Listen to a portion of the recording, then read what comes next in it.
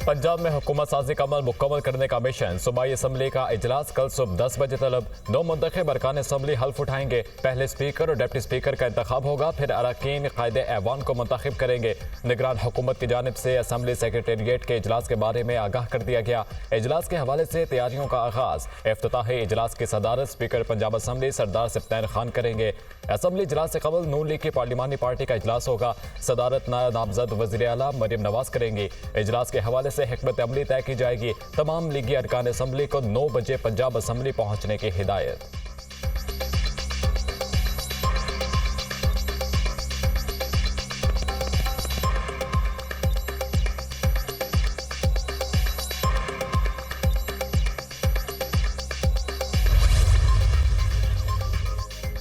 वफाक और पंजाब में हुकूमत साजी और काबीना के मामलात। मुस्लिम लीग नून के कायदीन की जाती उमरा में अहम बैठक। कायद नून लीग नवाज शरीफ, पार्टी सदर शहबाज शरीफ, मरियम नवाज और दीगर सीनियर क़यादत की शिरकत। इमदादुल्ला बोसाल को नामजद वज़ीर आज़म शहबाज शरीफ का प्रिंसिपल सेक्रेटरी तैनात करने का फैसला। साजिद जफर को नामजद वज़ीर आला पंजाब, मरियम नवाज का प्रिंसिपल सेक्रेटरी तैनात करने का फैसला।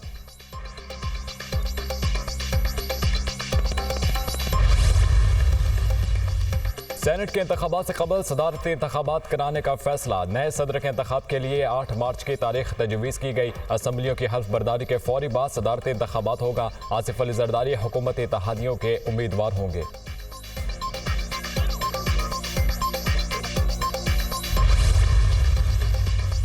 कौमी असम्बली का इजलास बुलाने के लिए समरी सदर मुमलिकत को इरसाल। वजारत पार्लिमानी अमूर की जानिब से समरी भेजी गई। कौमी असम्बली के इजलास के लिए 26 से 28 फरवरी की तारीख तजवीज़। 9 मुंतखब अरकान कौमी असम्बली के रजिस्ट्रेशन का काम तेजी से जारी।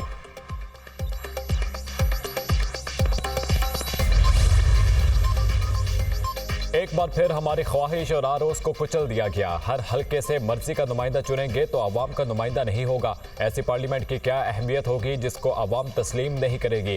सरबराह JUI मौलाना फजलुर रहमान का तकरीब से खिताब। कहा 2018 के बाद ख्याल था कि 2024 के इंतखाबात शफाफ होंगे। उस वक्त भी डंके की चोट पर कहा था धांधली हुई है, और इस बार भी कहते हैं धांधली हुई है। तहरीक इंसाफ इस बार हुकूमत नहीं बना सकती तो कह रही है धांधली हुई है, मगर 2018 के इंतखाबात को शफाफ कहती है।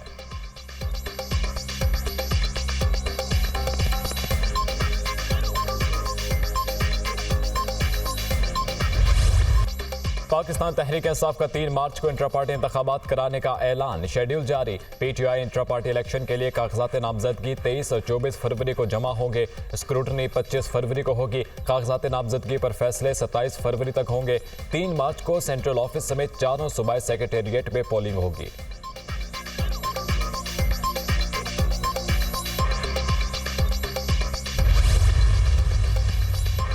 PTI पार्लियामेंट का हिस्सा बनेगी और अपना किरदार अदा करेगी। PTI का हर कदम मईशत की बेहतरी के लिए होगा। मुझे आज बानी PTI से मिलने नहीं दिया गया। कहा गया जो 6 लोग पहले से गए हैं उनके अलावा किसी को इजाजत नहीं है। बैरिस्टर गोहर की मीडिया से गुफ्तगू। अली जफर ने कहा कौमी असम्बली में जाने से पहले बानी PTI की हिदायत जरूरी है। बानी PTI को अफसोस हुआ अदालती हुक्म पर PTI रहनुमाओं को मिलने ना दिया गया। इलेक्शन में प्री पोल और पोस्ट पोल धांधली हुई। अवामी मैंडेट रात के अंधेरे में चोरी किया गया। बानी PTI आज IMF के नाम खत जारी करेंगे। खत में धांधली वाले तमाम हलकों के ऑडिट का कहा जाएगा। जिस मुल्क में जमहूरियत नहीं वहां आलमी इदारों को काम नहीं करना चाहिए।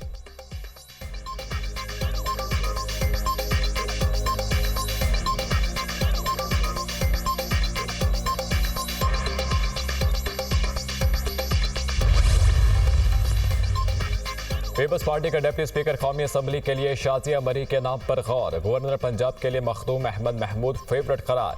फैसल करीम कुंडी का नाम गवर्नर खैबर पख्तूनख्वा के लिए ज़ेर गौर। सिंध के फैसलों के लिए पीपल्स पार्टी की पार्लिमानी पार्टी का इजलास कल तलब। बिलावल भुट्टो जरदारी सदारत करेंगे। कायदे ऐवान स्पीकर और डिप्टी स्पीकर के नामों का ऐलान किया जाएगा। मुराद अली शाह वज़ीर आला के लिए मजबूत उम्मीदवार। फरियाल तालपुर, नासिर हुसैन शाह और शर्जील मेमन के नामों पर भी गौर होगा।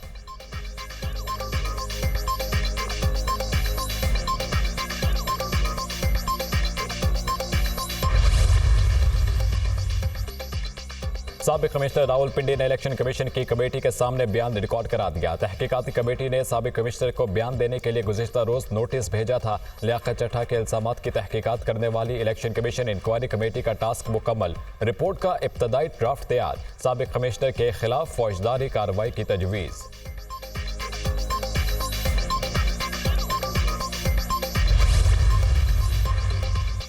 पीटीआई को मखसूस नशिस्तें मिलेंगी या नहीं? इलेक्शन कमीशन में अहम मुशावरती इजलास आज होगा। सुन्नी इत्तेहाद काउंसिल की दरख्वास्त का जायजा लिया जाएगा। कमीशन सुन्नी इत्तेहाद काउंसिल को मखसूस नशिस्तें देने या ना देने से मुतालिक हतमी फैसला करेगा।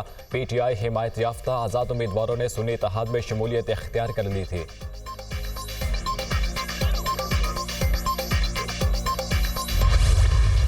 कैसे मुमकिन है कि पाकिस्तान जैसे मुल्क में कोई तहरीफ कुरान जो है उसकी इजाज़त दे या तहरीफ कुरान कर सके और उसको फैला सके? हम किसी को भी ये बात की इजाज़त नहीं दे सकते कि वो रसूलुल्लाह सल्लल्लाहु अलैहि वसल्लम का नाम लेकर या मुक़द्दसात का नाम लेकर पाकिस्तान के अंदर ऐसा माहौल पैदा करने की कोशिश करे कि जिससे खुदा न खास्ता इंतशार की कैफियत पैदा हो।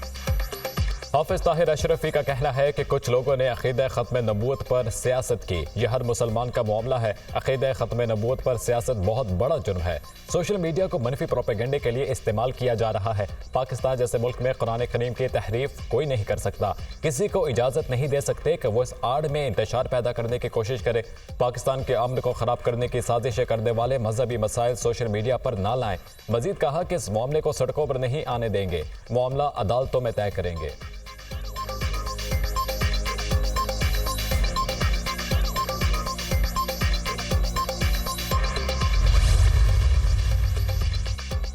सोशल मीडिया को मनफी प्रोपेगेंडे के लिए इस्तेमाल नहीं होने देंगे। कुछ लोग आवाम को उकसा रहे हैं। हुकूमत सोशल मीडिया पर गैर कानूनी सरगर्मियों पर सख्त कार्रवाई करेगी।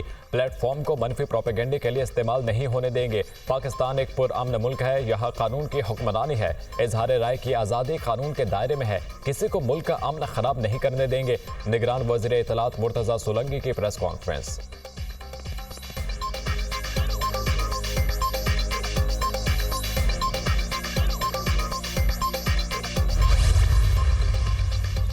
नबी करीम सिर्फ मुसलमानों या इंसानों नहीं बल्कि परिंदों और जहानों के लिए भी रहमत है। मेराज की रात तमाम अंबिया कराम ने नबी करीम सल्लल्लाहु अलैहि वसल्लम के पीछे नमाज पढ़ी। किसी और पैगंबर को क्यों ये एजाज़ ना दिया गया?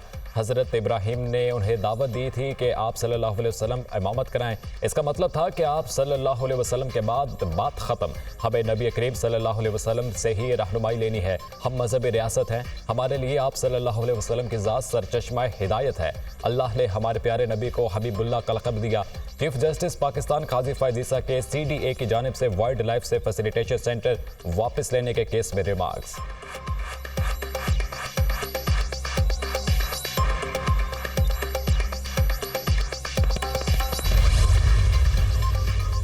चीफ जस्टिस पाकिस्तान के खिलाफ सोशल मीडिया पर धमकी आमेज मुहिम चलाने वाला शख्स गिरफ्तार। रावलपिंडी के अब्दुल वासे नामी शख्स ने सोशल मीडिया पर चीफ जस्टिस के खिलाफ धमकी आमेज मुहिम चलाई।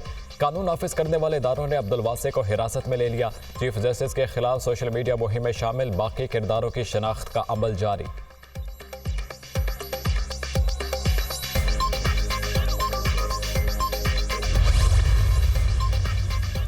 इलेक्शन कमीशन और सरकारी अफसरान के खिलाफ सोशल मीडिया मुहिम। वफाकी हुकूमत ने 5 रुकनी JIT तश्कील दे दी। एडिशनल डायरेक्टर जनरल FIA सरबराही करेंगे। IB, ISI, PTA और नादरा के नुमाइंदे शामिल। JIT आम इंतखाबात से मुतालिक सोशल मीडिया मुहिम की तहकीकात करेगी। कमेटी सोशल मीडिया मुहिम में शरीक अनासिर की निशानदही करेगी। कमेटी मुस्तकबिल में ऐसी मुहिम से बचने के लिए तजावीज़ भी देगी।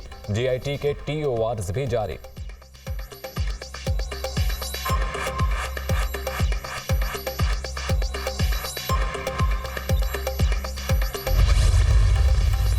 असम्बली का इजलास 24 फरवरी को बुलाए जाने का इम्कान। महकमा कानून सिंध ने समरी निगरान वज़ीर आला सिंध को इरसाल कर दी। वज़ीर आला सेक्रेटेरिएट ने इजलास बुलाने से मुतालिक समरी गवर्नर को भिजवा दी।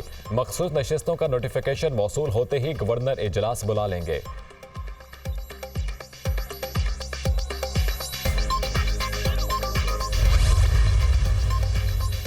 अडियाला जेल इंतजामिया का बुशरा बीबी को जेल मुंतकिल करने से इनकार। इस्लामाबाद हाई कोर्ट में बुशरा बीबी की बनी गाला से अडियाला जेल मुंतकिली की दरख्वास्त पर समाअत। सुपरिटेंडेंट अडियाला जेल ने रिपोर्ट अदालत में जमा करा दी। सिक्योरिटी वजूहात की बना पर बुशरा बीबी को जेल मुंतकिल नहीं कर सकते। सुपरिटेंडेंट अडियाला जेल का मौक़िफ़। जस्टिस मियां गुल हसन औरंगजेब ने दरख्वास्त पर समाअत 2 हफ्ते तक मुलतवी कर दी।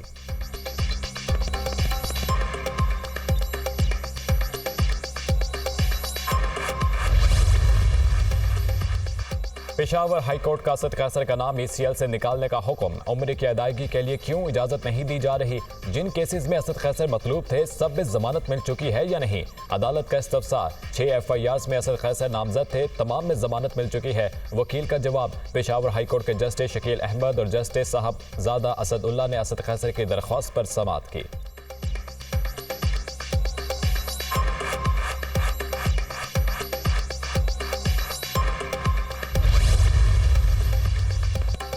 इंसदाद दहशतगर्दी अदालत लाहौर में मुस्लिम लीग नून हाउस हमला समेत 9 मई के दीगर मुकदमात की समाअत। अदालत ने बानी PTI की बहनों की अबूरी जमानत में 16 मार्च तक तौसीए का हुक्म दे दिया। मुल्जिमान के खिलाफ थाना मॉडल टाउन और नसीराबाद में मुकदमा दर्ज है।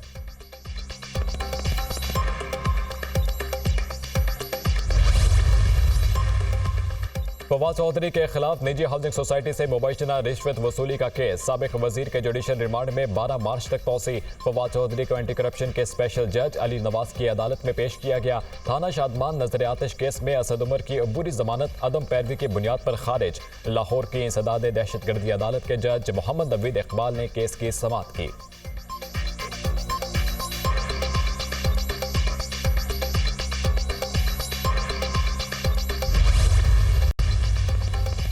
परवेज इलाही और दीगर के खिलाफ पंजाब असम्बली में गैर कानूनी भर्तियों का केस। अदालत ने वकला को मुतफरिक दरख्वास्त पर दलाइल के लिए 26 फरवरी को तलब कर लिया।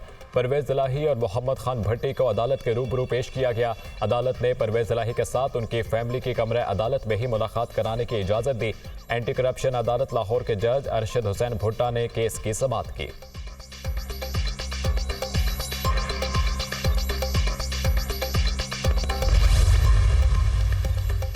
निगरान वफाकी काबीना ने यूटिलिटी स्टोर्स पर रमजान रिलीफ पैकेज की मंजूरी दे दी। 7 अरब 49 करोड़ रुपए से ज्यादा का रिलीफ पैकेज दिया जाएगा। रमजान रिलीफ पैकेज का इतलाक 4 मार्च से होगा। टारगेटेड सब्सिडी के जरिए 19 बुनियादी अशिया पर रियायत दी जाएगी। ECC ने गुज़िश्ता हफ्ते यूटिलिटी स्टोर्स पर रमजान रिलीफ पैकेज मंजूर किया था।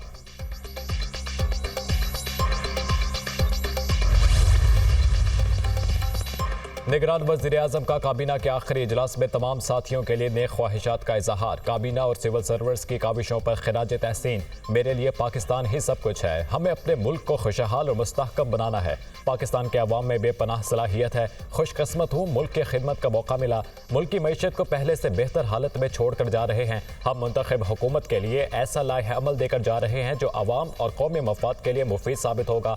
निगरान वज़ीर आज़म अनवारुल्लाह काकड़ की वफाकी काबीना इजलास में गुफ्तगू।